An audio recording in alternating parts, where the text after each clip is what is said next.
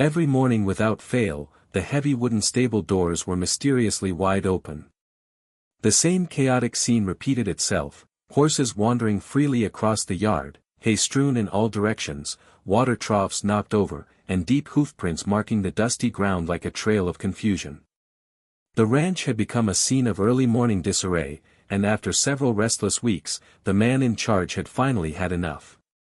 Jackson Cole, the head caretaker at Timber Ridge Ranch, stepped out just as the first rays of dawn stretched across the pastures. A steaming mug of black coffee warmed his weathered hands as he gazed toward the corral fence, a furrow growing deeper between his brows. "The doors are wide open again," he murmured, his voice low and incredulous. Like so many mornings in recent weeks, several of the horses had slipped from their stalls, trotting freely through the yard.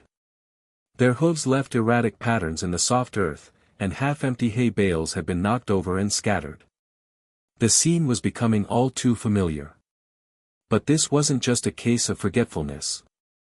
Jackson prided himself on securing every door, every latch, every night, without exception. It had been part of his routine for over a decade. "This isn't some gust of wind," he muttered. "And it's definitely no accident." Jackson wasn't new to ranch life. He had worked across several states before settling down at Timber Ridge. Now in his early 40s, he had spent the last 12 years overseeing operations for the Monroe family, who owned the property. Nothing about the layout of the barn or the strength of the stall lock suggested an easy break-in, and the mere idea of horses breaking out on their own seemed absurd. At first, he'd chalked it up to kids from town. Maybe some of the local teens who came for horseback riding lessons had decided to sneak back at night. But as the messes continued morning after morning, the theory didn't hold water. There were no tire marks, no footprints other than those of the horses, and not even the faintest signs of human interference. The unease in Jackson's chest grew a little heavier with each passing day. That morning, as he spotted Ebony, a glossy black mare with an assertive streak, snuffling through a tipped-over bucket of oats like she owned the place, Jackson decided enough was enough. He strode back toward the house with a determined gait, seeking out Marion and Tom Monroe, the ranch's owners. "Tom! Marion," he called out as he spotted them walking back from the chicken coop. "We need to talk. It's the stables, something's not right." Tom Monroe, whose silvering hair mirrored his calm leadership style, glanced toward Marion. Her expression shifted from casual curiosity to concern in an instant. Together, they had spent nearly 3 decades turning Timber Ridge into a haven not just for horses, but for anyone in need of peace, healing, and purpose. "What's going on, Jackson?" Tom asked, his voice steady but alert. "For the last few weeks," Jackson began, "I've been finding stable doors wide open first thing in the morning. Not just one, multiple. The horses are out, hay's everywhere, and water troughs overturned.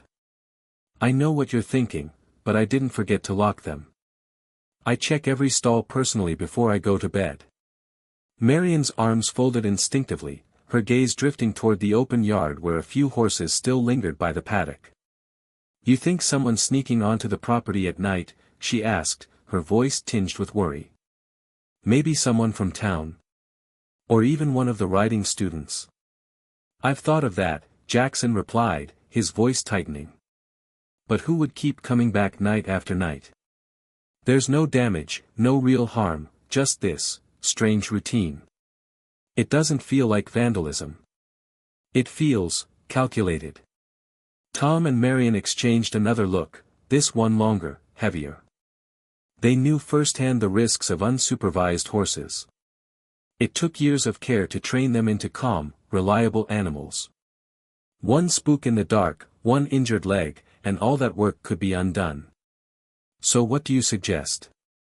Tom asked, sensing Jackson had a plan in mind. Jackson hesitated for a moment, then nodded. "We installed discrete cameras at each stable door," he said. "If someone, or something, is getting in, we'll catch it on tape." Marion lifted an eyebrow. "Something? What exactly are you thinking?" "I don't know yet," Jackson admitted. "Maybe a raccoon. Maybe one of the horses has figured something out. It sounds ridiculous, but I can't rule anything out. Tom let out a quiet laugh, surprised but intrigued. Don't underestimate those animals, he said. If it is one of our own, I want to see it for myself. They all looked back toward the barn, where Ebony now stood proudly, completely unaware she was about to become the center of a very strange mystery.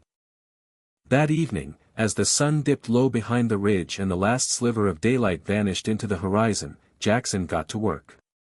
With the Monroe's blessing, he retrieved a set of trail cameras from the equipment shed, small, motion-activated, and nearly invisible in low light. He knew exactly where to place them, one for each stable door, high enough to avoid detection, angled perfectly to catch any movement. By nightfall, every camera was in position, their tiny red lights blinking like silent sentinels.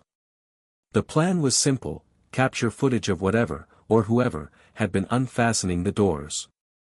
Jackson didn't know what to expect, but deep down, he hoped for something easy to explain. A prankster. A draft of wind. Even a rogue raccoon. Sleep didn't come easily that night. Just before dawn, Jackson woke to the now familiar sound of restless hooves and soft snorts echoing from the barn. Coffee in hand, he strode quickly to the small monitoring station he'd set up in the old tack room. The early light hadn't yet broken over the trees, but Jackson wasn't waiting for daylight. He had answers to find. Sitting down, he turned on the monitor. The screen flickered to life, the timestamp blinking in the corner. He rewound the footage to just past 2 a.m., when the cameras had been triggered by motion. At first, everything was quiet. Stalls stood still, the shadows long and undisturbed. For several minutes, the screen showed only the peaceful slumber of the horses within their enclosures. Jackson fast-forwarded slightly. At 3:12 a.m., something shifted. There, in the faint wash of moonlight pouring through the barn's side slats, a figure emerged, one Jackson would never have suspected. His breath caught in his throat. It was Ebony. Her sleek black coat shimmered as she moved deliberately toward her stall door. At first, she merely sniffed at the latch, but then, slowly, methodically, she wrapped her lips and teeth around the metal lever. Jackson leaned closer, squinting at the screen, his heart pounding. "She's opening it," he whispered. With eerie precision, Ebony jostled the latch. It took her several tries, but eventually, the door creaked open with a soft click. Jackson's eyes widened. The mare gave the door a gentle push and stepped out with surprising grace. Then, with a calmness that defied belief, she walked straight to the neighboring stall. Jackson could hardly believe what he was seeing. Again, Ebony reached for the latch. Again, she used her teeth and lips with shocking coordination. Within moments, a second horse was free. Then a third. And a fourth. Each one emerging quietly, following her lead without a hint of chaos. It was as though they knew.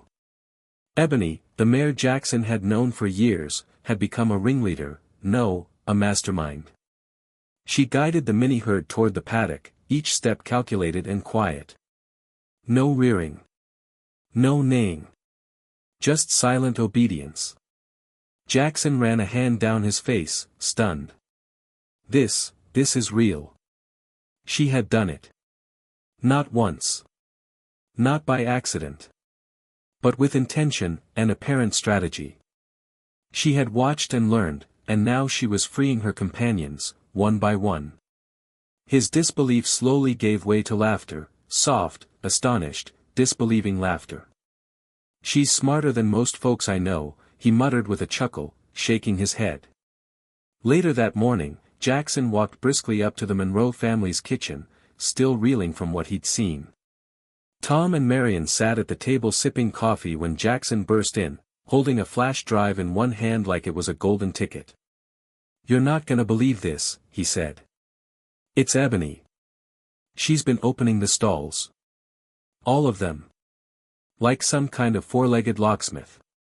Tom set his cup down slowly. "You're serious?" Jackson plugged the flash drive into the kitchen laptop. Within seconds, the footage played, and the three of them sat in silent awe. Marian's mouth fell open as she watched Ebony work the latch. "She used her teeth?" she asked, blinking. "With that much control?" Jackson nodded, still grinning. "She knew exactly what she was doing. And I think she's been doing it for a while." Marian stood and moved to the window, her eyes scanning the pasture until they found Ebony, now calmly grazing, completely unaware that she had just become a legend. "I always said she was special," Marian murmured. "But this is incredible." Tom chuckled softly, rubbing his chin. "Looks like we've got ourselves a genius in the barn." But they all sensed it, this was more than a funny story. It was a revelation. Ebony's intelligence, her coordination, her quiet leadership, it all pointed to something extraordinary. That night, they turned the cameras back on. They had to know, was this just the beginning? That night, with the mystery now unraveled but the fascination only just beginning, Jackson, Marian, and Tom decided to continue the surveillance. The cameras remained in place, each positioned to catch any new developments. After all, now that they knew Ebony was capable of such an elaborate escape, the question became, what else was she capable of? The household settled into a hushed excitement, and even the workers on the ranch whispered about the Houdini horse, when they passed her in the paddock. Ebony, for her part, showed no change in behavior, she grazed peacefully, rolled in the dust, and responded to her name like the well-trained mare she had always been. But Jackson had begun to watch her differently. She wasn't just intelligent, she was intentional. That evening, the sky turned shades of rose and lavender as the sun sank behind the hills of Timber Ridge. Marian leaned against the porch railing, watching Ebony, who stood unusually close to the shed where feed was stored. The mare pawed gently at the dirt, then looked back toward the barn, as if checking to see if anyone was watching. "She's planning something," Marian said aloud, half joking, half serious. Tom chuckled from the porch swing. "You think she's got a to-do list?" "What's next? Learning how to text." But hours later, long after the couple had gone to bed, Jackson sat in the tack room watching the screens again. The barns were still. Then, as midnight approached, the monitor blinked with movement. Ebony was at it again. She freed herself quickly this time, her lips expertly flipping the latch open in a single motion. But instead of heading toward the other stalls, she walked straight toward the feed shed. Jackson leaned forward in disbelief. "No way," he muttered. She reached the shed door and nudged it carefully. It had no lock, only a wooden slide bolt. With one push of her muzzle, the door creaked open. Inside were sacks of oats, hay cubes, and apple treats. Ebony stepped in halfway, grabbed a bag of sweet feed between her teeth, and dragged it outside. Then, with the delicacy of a hostess setting a table, she tore open the bag with her hooves, spilling some out into neat little piles. Minutes later, 3 other horses approached, and they quietly began munching away like guests at a private midnight banquet. Jackson couldn't stop laughing. "She's throwing a party," he said aloud, staring at the screen. "The mayor's having a dinner party." The next morning, Jackson didn't waste time. He walked into the Monroe kitchen early, the flash drive already in his pocket. "You have to see this," he told them, shaking his head with a grin.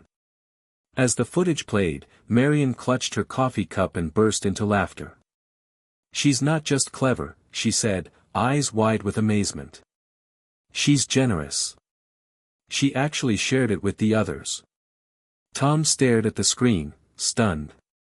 "Ebony's got instincts I've never seen in any horse. This is remarkable." They realized quickly that this was something bigger than just a private ranch mystery. Ebony was a phenomenon. She had intellect, strategy, and what seemed like emotional intelligence. And Marian, who had always been fond of capturing life at Timber Ridge with her phone, had an idea. "What if we shared one of these clips?" she suggested. "Not for attention, just for fun. People might love seeing this. I mean, it's harmless, and it's real." Tom and Jackson exchanged a glance. "I don't see why not," Tom said. "If it helps people appreciate animals more, maybe it's worth it." That afternoon, Marion posted a short video online, nothing fancy, just the clip of Ebony unlocking the stalls, edited down to a neat 2-minute reel. She captioned it simply, "Our mare Ebony might be smarter than we are. Watch her free her friends at midnight." They didn't expect much. But within hours, the video had thousands of views. Then tens of thousands. By nightfall, local news stations had reached out. Messages poured in from animal lovers, horse trainers, and curious onlookers. "Where is this ranch? Can we meet Ebony? She needs her own TikTok channel. That horse is smarter than my brother." The Monroes were shocked, and slightly overwhelmed. Jackson was the only one not surprised. He leaned back in his chair that night, arms crossed, watching Ebony through the kitchen window as she grazed under the stars. "She knew what she was doing," he said softly. "She always did." The next few days brought more than just social media buzz. Visitors started arriving. First a couple from Denver, then a group from Kansas City. All wanting to meet the door-opening horse. Ebony, unbothered, trotted to the fence and nuzzled the outstretched hands of strangers like she was born for the spotlight. What had started as a baffling ranch mystery was turning into something much bigger, and much harder to control. As the sun rose over the eastern ridges of Timber Ridge Ranch the following week, a subtle tension settled over the property. At first, it had all been fun. Ebony's video had gone viral, after all. The mare had become a local legend overnight, and Jackson couldn't walk into town without someone stopping him to ask, "Is it true? Did she really open the door with her teeth?" But by the third day, the novelty was wearing thin. More visitors arrived each day, families, vloggers, horse lovers, and curious drifters. Some brought their own cameras, others carried treats they hoped to offer Ebony. The quiet serenity that had once defined the ranch was slowly being replaced by car engines, voices, and clicking shutters. Marion stood at the window one morning, her arms crossed as she watched a line of vehicles park along the fence line. "I didn't think it would get this crazy," she said, sighing. Tom stood behind her, rubbing the back of his neck. "It's good attention for the ranch, but it's a lot. And Ebony's not a circus act." Jackson agreed. Though he was proud of Ebony and what her cleverness had shown the world, he also recognized that this attention could be dangerous, not just to her, but to the whole operation. Horses were sensitive creatures. Too much noise, too many strangers, and their calm demeanor could vanish. "We're gonna need help," he told Tom and Marion later that day, after a dozen visitors showed up unannounced. "There are just too many people coming through. We can't control all of them, and I don't want any of the animals getting spooked." Tom nodded. "We'll call in a few of the old hands from town. Folks we trust." They quickly brought in 2 part-time wranglers and a teenage helper who had grown up around horses. These extra hands helped direct foot traffic, manage the crowd, and answer questions from curious guests. Despite the sudden attention, Ebony remained unfazed. In fact, she seemed to relish it. Each morning, she would trot near the main gate when new visitors arrived, letting them stroke her velvety nose or pose beside her for pictures. Sometimes, when she felt particularly cheeky, she'd nudge open a feed room door and glance back at the guests, waiting for the applause. Jackson couldn't help but shake his head each time. "She knows she's a star," he said one afternoon as he watched her strike a pose, her dark mane catching the wind just right. But not everyone shared the same light-hearted view. Tom, in particular, was growing uneasy. The ranch was suddenly on everyone's radar, and while that meant more donations, more exposure, and possibly more opportunities, it also meant a loss of control. Timber Ridge had always been a peaceful place, a haven for animals and humans alike. Now, it was starting to feel like a tourist attraction. "This is her home," Tom murmured one evening as he watched Ebony from the porch. "Not a showroom.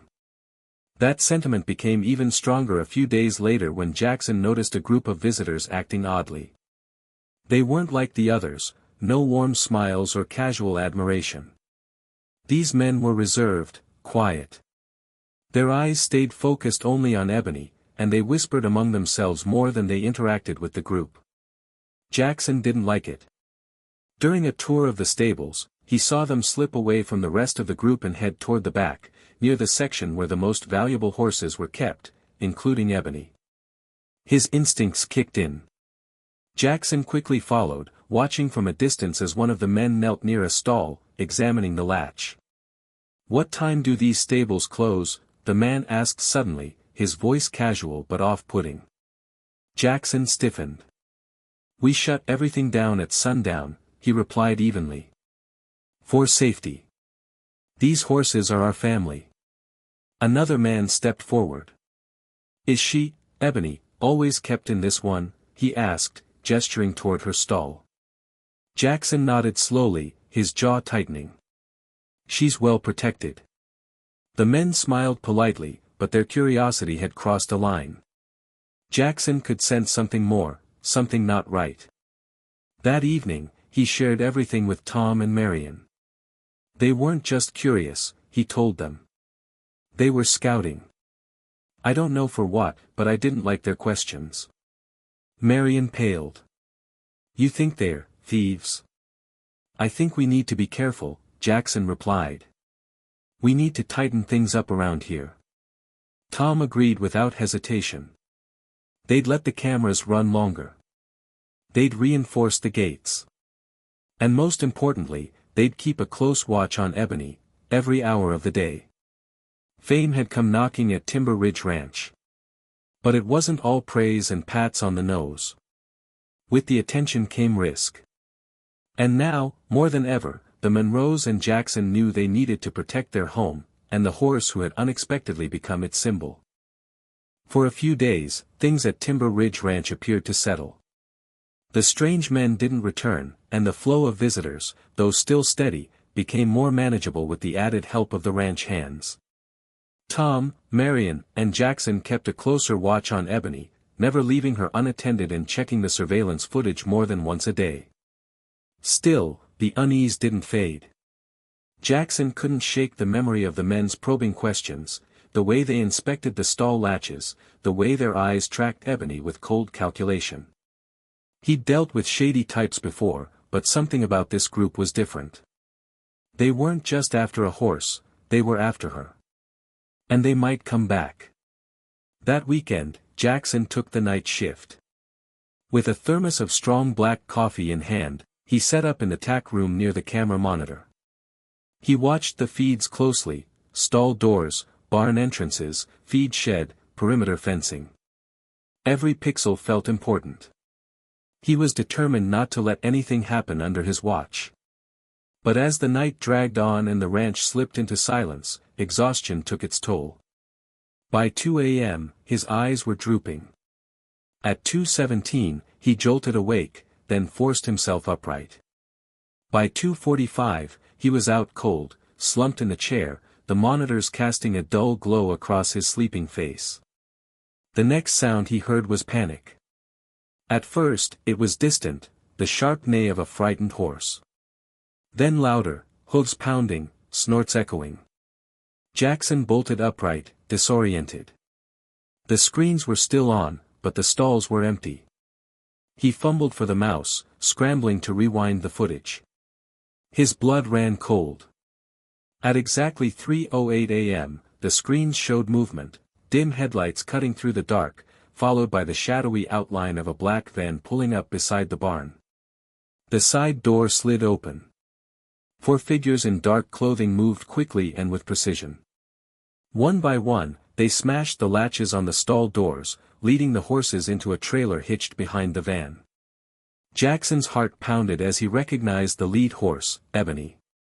She resisted. Her head reared. But one of the men threw a heavy blanket over her face and guided her forward. The van door slammed shut. Within minutes, they were gone. Jackson stood, frozen in place. No, no, no, no, he gasped. He sprinted out of the tack room toward the stables. The pre-dawn sky was still dark, but his path was lit by the swinging barn lights, left on during the break-in. When he reached the stalls, his worst fears were confirmed. Several doors were wide open. Latches broken. Hay trampled. Troughs spilled. And Ebony was gone. By the time he roused Tom and Marion, the sun had just begun to rise, casting a pale gold over the chaos. Marion clutched her robe, staring blankly at the stalls. "Not Ebony," she whispered. "Please no." Jackson's voice shook. "They took her. And a few others. I saw it on the feed. I fell asleep. I messed up." Tom put a hand on his shoulder, his own face pale. "We'll fix it. But first, we call the police." Within 30 minutes, local law enforcement had arrived. The officers reviewed the footage, noted the van's partial license plate, and began spreading alerts to neighboring counties. Marion and Tom began making calls, nearby farms, animal shelters, anyone who might have seen something. Hours passed in a haze of shock and desperation. Then, around noon, Jackson's phone buzzed. A farm manager from 30 miles away had seen a black van matching the description pass by at sunrise, towing a trailer that looked pretty full. He'd thought nothing of it at the time. Jackson jumped into action. "That's them," he said. "It has to be." By early afternoon, he and Marion were on the road with the police, racing toward the area the van had last been spotted. The air in the truck was thick with tension. No one spoke. The only sound was the rush of wind against the windows. They finally arrived at a rundown property on the edge of town, an old, neglected ranch with broken fencing and rusted trailers scattered across the lot. A black van sat beside the barn. Jackson's breath caught in his chest. The officers took the lead, weapons drawn, as they approached. The men on the property didn't resist. They claimed they didn't know the horses were stolen, that a friend sold them cheap, and they were going to be cared for. But Jackson didn't wait for explanations. As soon as the barn doors creaked open, he rushed inside. There she was. Ebony stood in the corner, her coat dusty and her eyes wide. She was unharmed, but tired. The moment she saw Jackson, she let out a soft, broken whinny. His throat tightened. "You're okay," he whispered, wrapping his arms around her neck. "You're okay, girl. I'm taking you home." Marion stood behind him, tears streaming down her cheeks. One by one, the other missing horses were located and gently led outside. They had made it. They were coming home. The trailer ride back to Timber Ridge Ranch was silent but charged with emotion. Marion sat beside Ebony in the back, one hand resting gently on the mare's withers, the other wiping quiet tears from her cheeks. Jackson rode up front with the officers, staring out the window, jaw clenched, still blaming himself for falling asleep. Though they had rescued the horses in time, the breach of safety had hit them all hard. As they approached the ranch gates, the setting sun painted the sky in shades of amber and violet. The wind rolled softly through the trees, and the air, for the first time that day, felt calm. But the ranch wasn't quiet. Word of the theft, and rescue, had spread quickly through town. Friends, neighbors, ranch hands, and even strangers had gathered near the main paddock, waiting for the return of their beloved animals. Children clutched handmade signs. Some held apples and carrots. Others simply stood in respectful silence, eyes scanning the dirt road that led to the barn. When the trailer finally came into view, a soft cheer rose from the crowd. Jackson stepped out first, his clothes dusty and his boots caked with dried mud. His face was tired but filled with determination. He walked to the back of the trailer and carefully opened the latch. One by one, the horses were led out, skittish but unharmed. Familiar sights, familiar sounds, it seemed to calm them. Then came Ebony. She stepped down slowly, her hooves landing gently on the gravel. The crowd fell silent as she raised her head, ears twitching, eyes scanning the crowd. Then, with a quiet snort, she trotted forward toward her stall as if she had never left.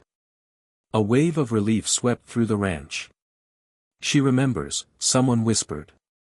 Marion moved beside her, brushing a hand across the mare's dusty coat. "Welcome home, sweetheart," she murmured. "You gave us a scare." Inside her stall, Ebony paused. She sniffed the air, walked the perimeter, then lowered her head to nuzzle her water bucket. The familiarity of home settled into her muscles. Tom stepped up onto a small platform and addressed the gathered crowd. "I don't have many words tonight," he began, his voice calm and thick with gratitude. "But I want to thank every single one of you who helped spread the word, who searched, who stayed hopeful. Thanks to you, our family is whole again." The applause was gentle but heartfelt. Later that evening, after the crowd had thinned and the horses had all been carefully checked by the vet, Jackson remained in the barn, leaning against Ebony's stall door. She stood beside him, ears flicking, gently pressing her head into his shoulder. "I'm sorry, girl," he whispered. "I should have been watching." She didn't move away. If anything, she leaned into him more. That simple gesture told Jackson all he needed to know. The next morning, the ranch gathered its core team, Tom, Marion, Jackson, and the hands, to discuss immediate changes. The consensus was clear: this couldn't happen again. "We got lucky," Tom said solemnly. "But we can't count on luck next time." The list of action items was long and serious. They would install reinforced locks on all stall doors and sheds. Upgrade the camera system with real-time mobile alerts. Build a secondary perimeter fence around the most valuable livestock. Designate overnight shifts, ensuring someone was always awake on rotation. Most importantly, they decided to limit public access. No more casual walk-ins, no more unsupervised guests wandering the grounds. From now on, visits would be by appointment only. Marion, especially, had trouble with this. She loved the open nature of Timber Ridge. She loved watching kids feed the horses and families bond with animals. But after the past few days, she understood what was at stake. "Ebony is more than just a horse," she said. "She's family. And it's our job to protect her, even if that means saying no." That same afternoon, as new locks were installed and signs were posted at the ranch's entrance, Ebony stood watching. Her ears swiveled toward the sound of drilling, of gates being bolted. She didn't spook. She didn't fidget. She simply observed. Jackson approached her stall and chuckled. "You watching the remodel, girl? Gonna try and figure these new locks out too?" She snorted once and turned her head, her expression almost smug. "Not this time," he said, smiling. "We're one step ahead." But in truth, Jackson wasn't just thinking about locks and gates. His thoughts ran deeper. This ordeal had proven that Timber Ridge was more than a ranch. It was a sanctuary, one that needed guarding not just from outside threats, but from its own success. Fame was a double-edged sword, and Ebony's cleverness had drawn both admiration and danger. As the sun set once more over the ridgeline, casting long shadows across the pasture, the people of Timber Ridge felt different, wiser, more vigilant, and fiercely protective of their extraordinary mare and the peaceful world she helped create. The days that followed at Timber Ridge Ranch were filled with a quiet determination. With the new locks in place, extra lighting installed around the barns, and a fresh camera system monitoring every corner of the property, the ranch slowly settled into a new rhythm. Life didn't quite return to normal, because normal, as they once knew it, was gone. Now, every worker was more alert. Every gate was double-checked. And every night, someone sat watch at the monitor station. The open, free-spirited atmosphere of Timber Ridge had been reshaped into something more guarded, but also stronger. This was the cost of keeping what they loved safe. Ebony, meanwhile, took the changes in stride. She continued to graze peacefully with the others during the day, and at night, she calmly entered her stall without resistance. She no longer tried to work the new latches, though Jackson swore she examined them carefully with her muzzle, as if analyzing the upgrades. He had no doubt that if she wanted to figure them out, she probably could. But something about her demeanor had changed too. "She knows," Jackson told Marion one afternoon as they watched Ebony from the shade of the barn awning. "She knows we're trying to protect her." Marion nodded slowly. "She's always understood more than most." That insight proved itself again a few days later. On a warm Tuesday afternoon, a school group from the nearby town of Brighton visited the ranch, one of the first small, scheduled visits since the new appointment-only policy had gone into effect. The children, ranging from ages 6 to 10, were wide-eyed with excitement. They'd all seen the video of Ebony online. To them, she was a superstar. But in person, she was even more magical. Jackson led the group along the main barn corridor, telling the story of how Ebony had become the smartest horse west of the Mississippi, as he jokingly put it. The kids listened with mouths agape and clutched little notebooks where they scribbled things like "Ebony equals genius" and "Houdini horse." When they finally reached her stall, the mare walked forward quietly, her large dark eyes curious, her posture gentle. "She's so pretty," one little girl squealed, reaching through the bars to stroke Ebony's nose. To everyone's delight, Ebony leaned into the touch, calm and confident, even amid the squeals of children. "She's not just smart," Jackson said, kneeling beside one boy who looked especially awestruck. "She's kind. She knew those other horses were locked up. So she let them out. She wanted to help them." The boy blinked and nodded. "She's like a hero." That single sentence stuck with Marion for days. Because he was right, Ebony had become more than a clever animal. She had become a symbol of compassion, freedom, and resilience. And while the ordeal of the theft had been traumatic, the recovery had awakened something in everyone at the ranch, a desire to share her story with a purpose. That night, Marion sat at the kitchen table drafting an idea. She called it Ebony's Corner. It would be a new section on Timber Ridge Ranch's website, a place to share educational videos, horse care tips, and uplifting stories inspired by Ebony. The goal was not to monetize her fame, but to use it to teach and inspire. Kids could learn about animal behavior, responsibility, and the special relationships that can grow between people and animals. Tom, ever the cautious one, read the plan carefully.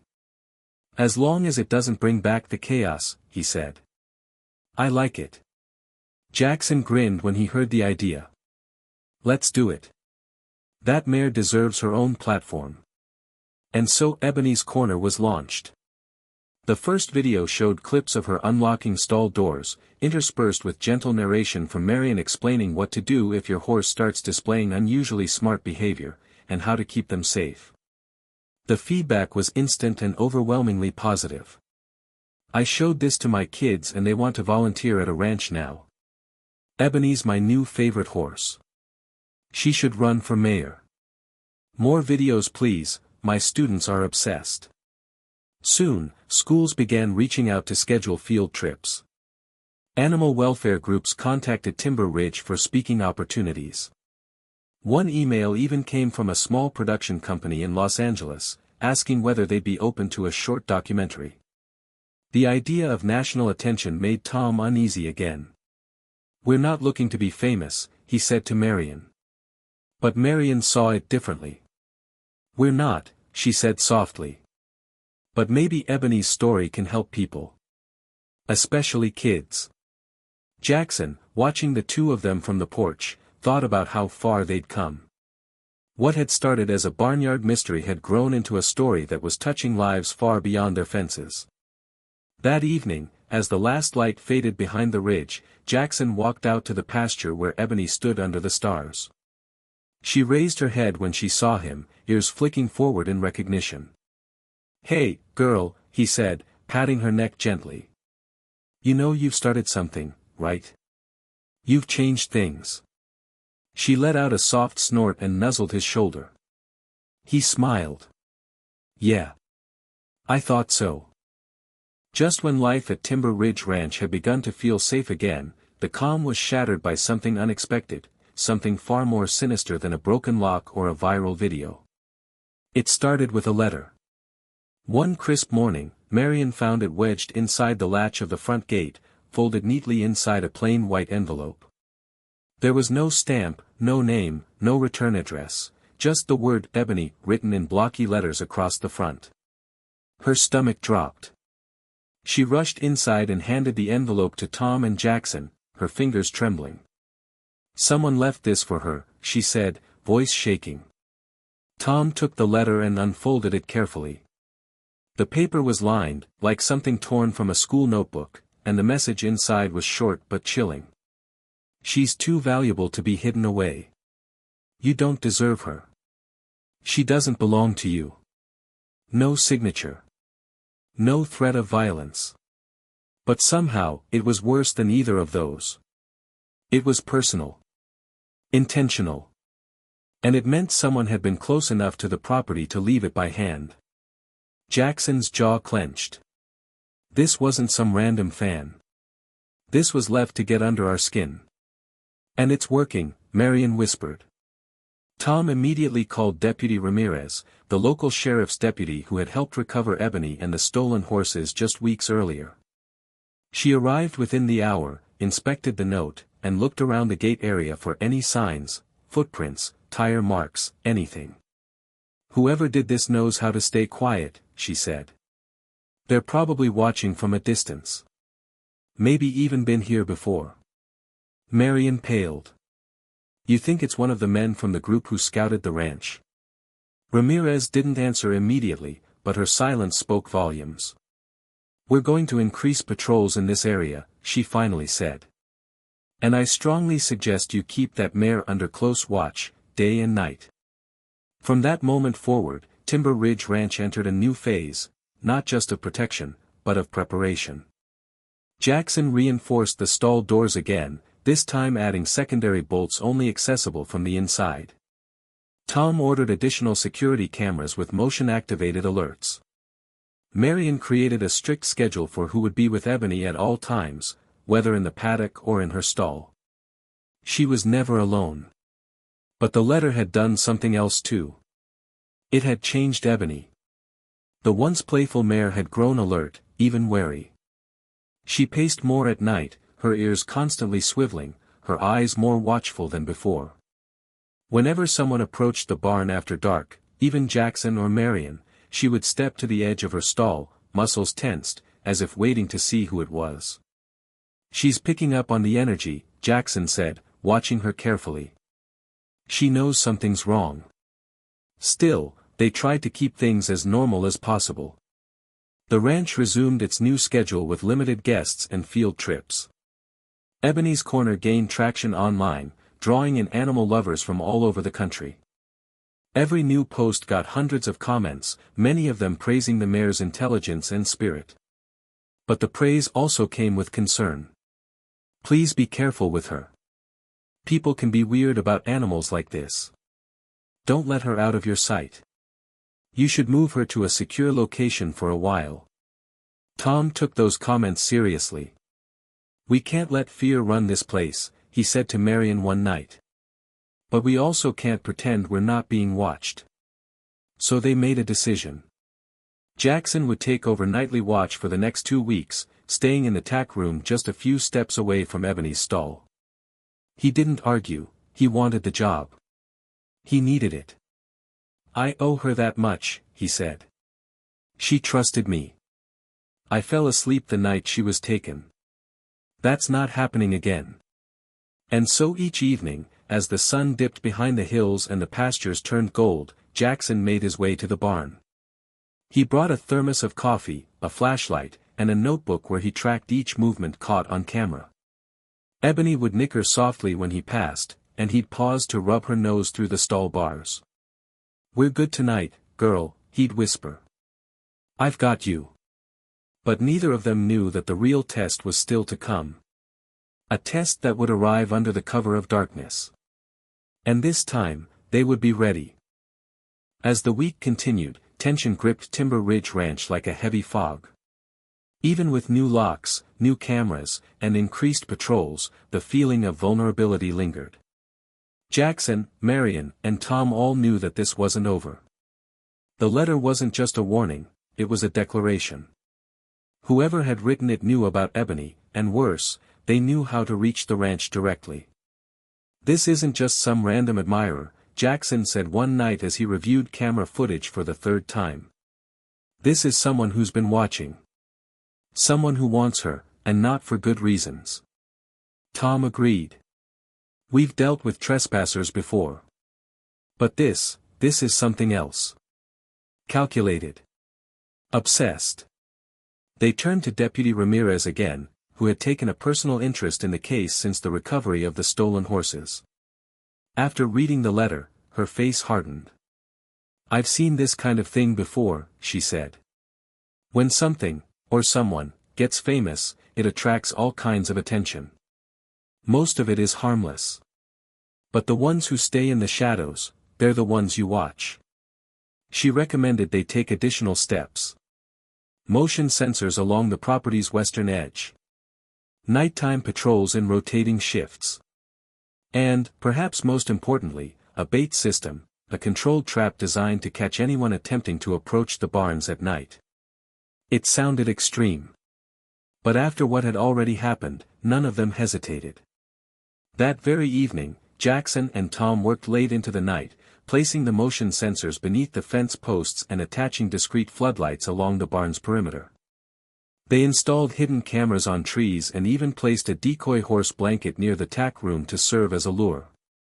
It was subtle, but it would let them know if anyone got close. "Let's see if our admirer has the guts to show their face," Jackson muttered. But as they reinforced the grounds, something unexpected happened. Ebony grew restless. At night, she no longer stood calmly in her stall. She paced. Her ears flicked backward. Her tail swished with agitation. On more than one occasion, she let out a low, uneasy whinny that woke Marion in the house nearby.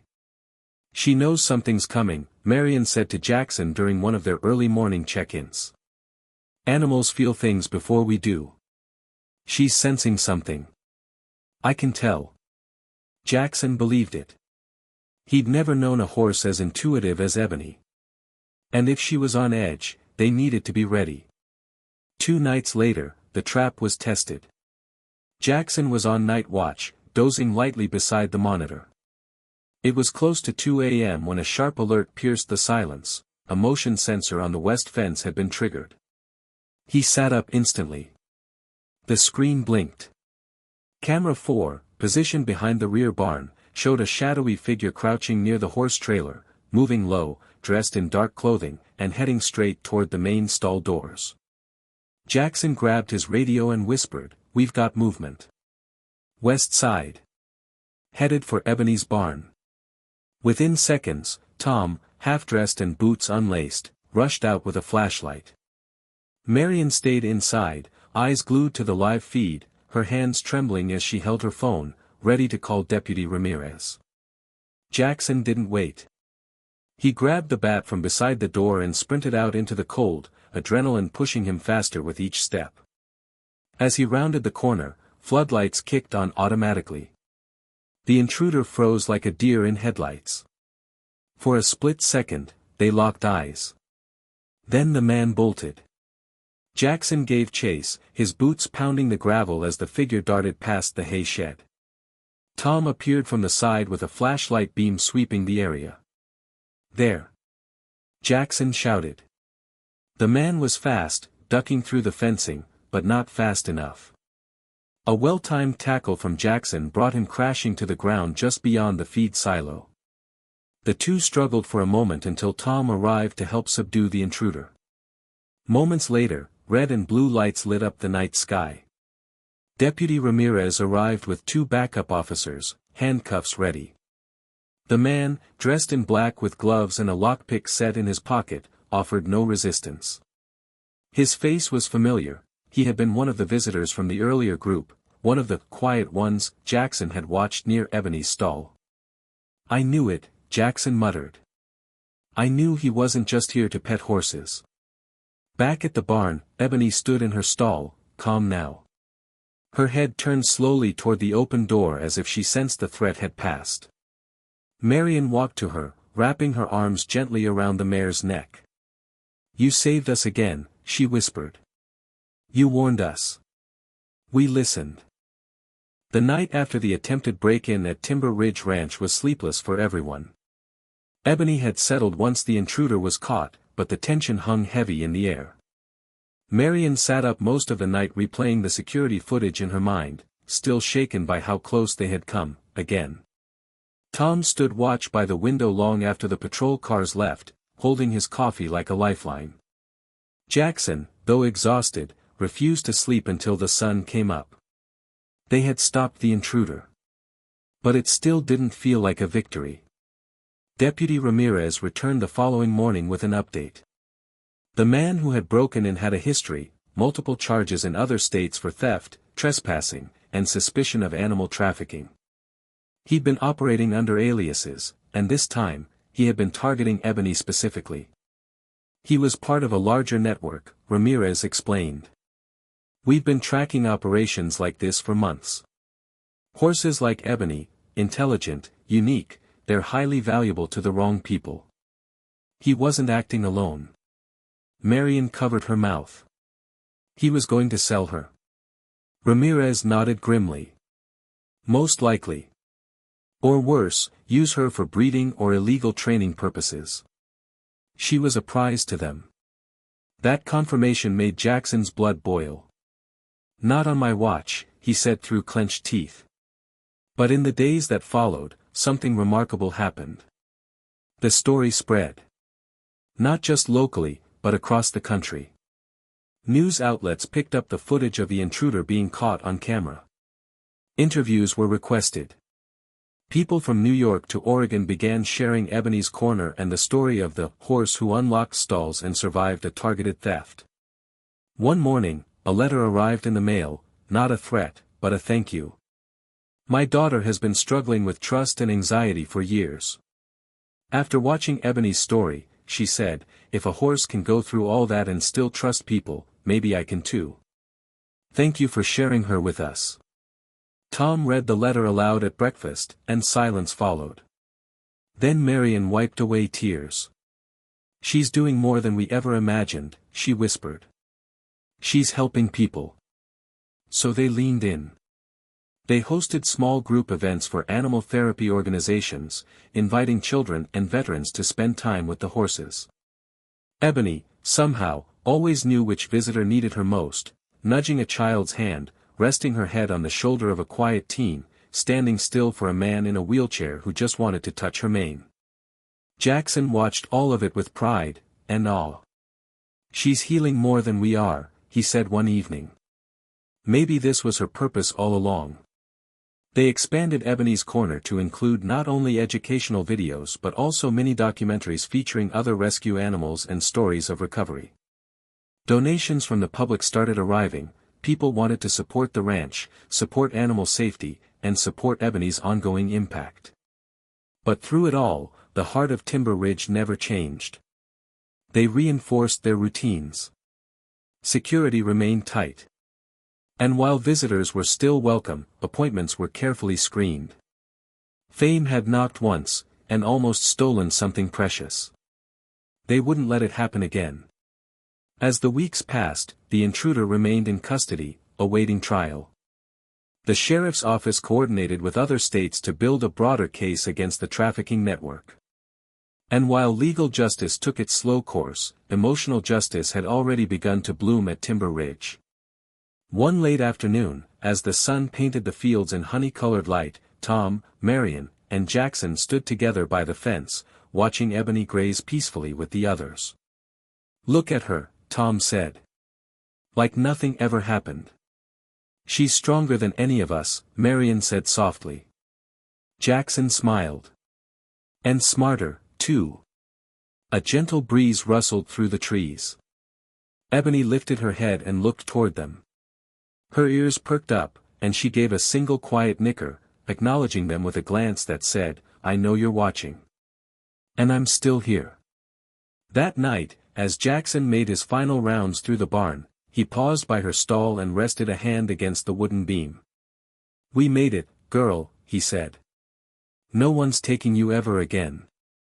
Ebony pressed her nose gently into his shoulder, exhaling with the weight of a horse who had seen danger and overcome it, not just through strength, but with trust, loyalty, and the people who refused to give up on her.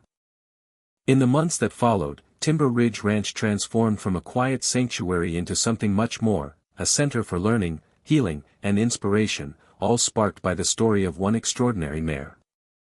Ebony had become more than a horse, she was now a symbol of resilience and hope. Her story had reached thousands, and with each passing day, her impact grew. It began with letters. After the first few thank you notes arrived, they didn't stop. Children sent crayon drawings of Ebony standing proudly in her stall.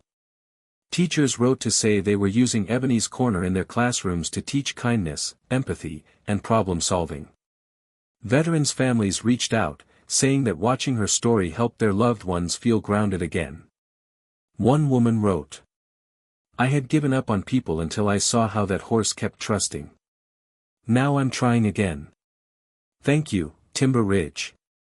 Marion read that one aloud in the kitchen, tears in her eyes. "We didn't just protect her," she said softly. "She's protecting others now." Tom nodded. "We need to keep sharing her story. Keep it alive." And so they did. Marion began working with a local nonprofit that specialized in humane animal education. Together, they created a mobile curriculum based on Ebony's journey, complete with classroom worksheets, activity books, and virtual guest lessons hosted by Marion and Jackson. The program was called Lead Like Ebony, and its goal was simple: to teach young people about compassion, courage, and the intelligence of animals, especially horses. The pilot schools in their county loved it. Before long, they were fielding requests from other districts around the state. Meanwhile, Jackson took on a new role, not just as head caretaker, but as lead trainer and mentor for a new group of youth volunteers. Local high schoolers with an interest in animals came to Timber Ridge to learn not just about grooming and feeding, but about patience, observation, and trust. He often began each session with the same line: "Ebony taught me more than any human ever did." The students listened carefully. They had all seen the videos. Many had come because of them. One of them, a quiet teen named Will, had struggled with anxiety and rarely spoke during the first few visits. But after spending time brushing Ebony's coat and feeding her apple slices, something shifted. One afternoon, he looked up at Jackson and said, "She makes me feel okay, like she sees me." Jackson smiled and replied, "She does. That's kind of her thing." The impact rippled outward. Donations to the ranch increased steadily, not because people wanted a piece of the fame, but because they believed in the mission. Local businesses pitched in to help fund new fencing, updated camera systems, and a climate-controlled barn wing for older rescue horses. One regional bank even sponsored a permanent education space, the Ebony Learning Barn, complete with a small classroom, viewing stalls, and hands-on activity stations. By the time summer rolled around, Timber Ridge Ranch had grown into something no one had quite planned, but everyone was proud of. And through it all, Ebony remained at the center. She still roamed her favorite pasture at sunset.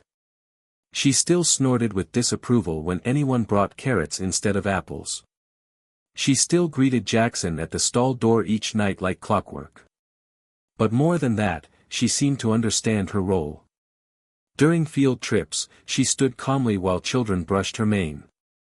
When visitors shared stories of how her video helped them cope with grief or trauma, she lowered her head beside them, still and attentive. "She's listening," Marion often said. "She always listens."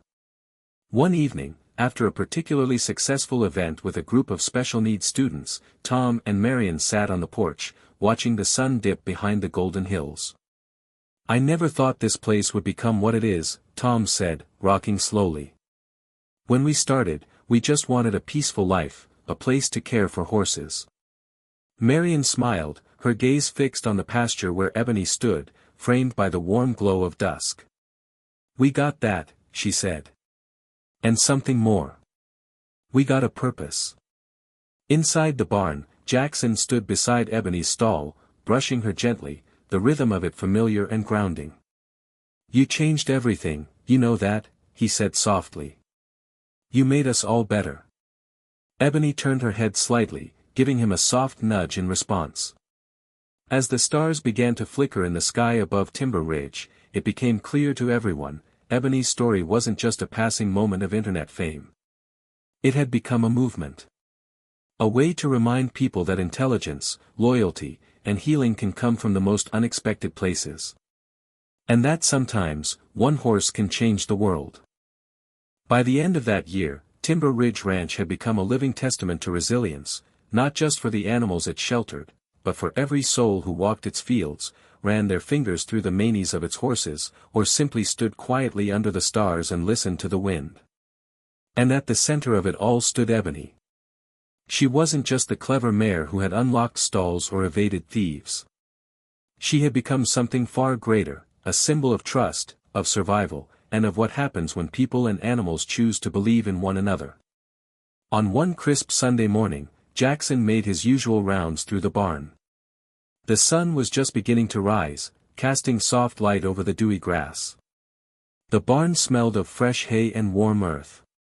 His boots echoed quietly as he walked past each stall, murmuring greetings to the horses who lifted their heads at his passing.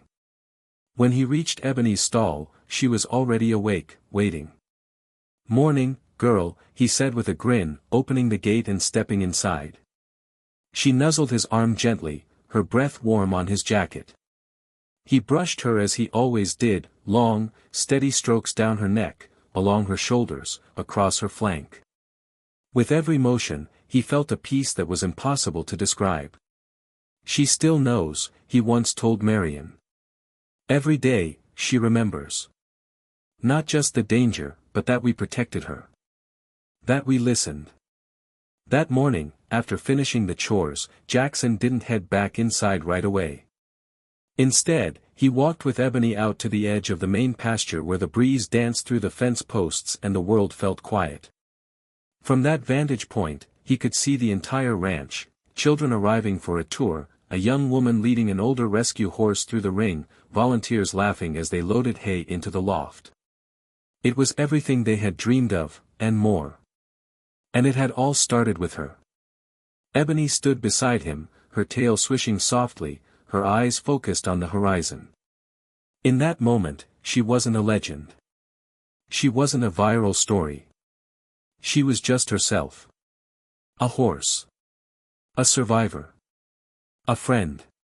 Behind them, Tom and Marion approached, their footsteps light in the grass. They stood in silence for a long while, taking in the sight of the ranch that had become a beacon of compassion far beyond what they ever imagined. "You know," Tom said finally, "I think we were all a little lost before she showed us the way." Marion nodded. "She reminded us why we started. Why we care." Jackson smiled, resting his hand gently on Ebony's withers. "And she reminded us to never give up." That evening, a golden sunset painted the sky, and a cool breeze drifted across Timber Ridge. Families packed up from the day's visit, volunteers finished their tasks, and horses settled in for the night. Inside the barn, Jackson dimmed the lights one stall at a time. He moved slowly, savoring the rhythm of the place, the quiet breaths, the soft rustling of hooves, the feeling of home. When he reached Ebony's stall, she turned to face him. He stepped inside without a word and sat down on the straw near her feet.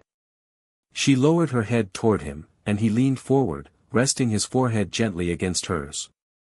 "Thank you," he whispered. "Thank you for surviving.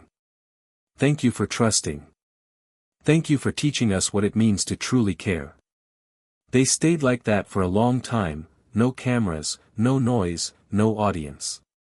Just a man and a horse in a quiet barn under the slow rise of the stars. And in that silence, the true spirit of Timber Ridge lived on. A place of peace. A place of purpose. A place where one horse had reminded them all that courage, trust, and love are never small things. They are everything.